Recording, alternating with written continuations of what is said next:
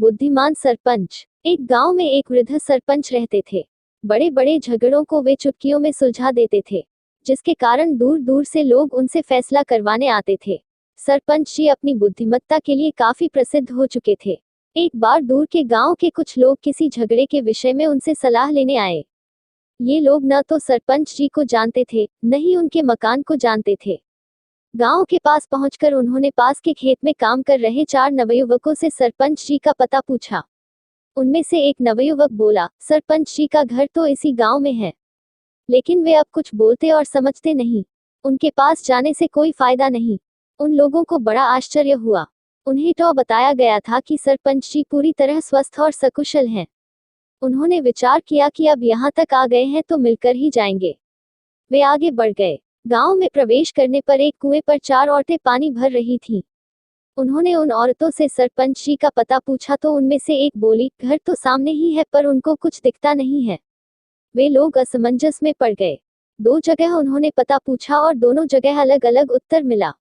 वे घर के सामने पहुंचे तो एक बुढ़िया बैठी दिखाई दी। उन्होंने उससे सरपंच जी के बारे में पूछा। बुढ़िया तपाक से बोली, वे तो मर गए, अब उनके पास जाना बेकार है।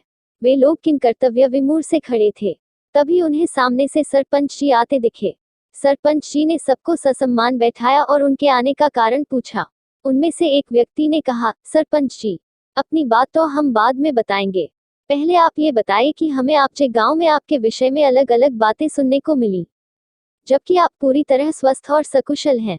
इसका कारण बताइए। सरपंच जी मुस्कुराते हुए बोले, देखो भाई, मेरा परिवार बाद है, जिसमें सबको संतुष्ट कर पाना संभव नहीं है।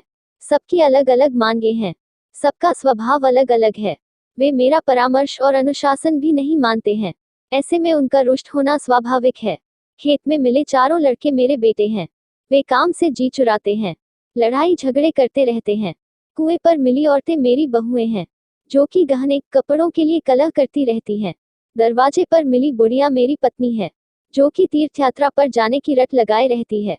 मैं इन सब की बातों पर ध्यान नहीं देता, उनकी बातों को अनसुना करता रहता हूँ। इस तरह से मैं कलह को टालता रहता हूँ। भले ही वे मुझसे असंतुष्ट रहते हों, किंतु मेरे घर में शांति बनी रहती है। सरपंच जी की बात सुनकर उन लोगों की आंख खुल गई। उन्हें ज्ञान हुआ कि समस्या सबके साथ होती है। क्रोध आवेश से उसे हल नहीं किया जा सकता, बल्कि सहनशीलता और बुद्धिमानी से उससे बचा जा सकता है। यह कहानी हमें सिखाती है कि धैर्य और सहनशीलता के द्वारा कलह या झगड़ों को टाला जा सकता है। ऐसी ही कहानियों के लिए वीडियो को लाइक और चैनल को सब्सक्राइब करें। धन्यवाद।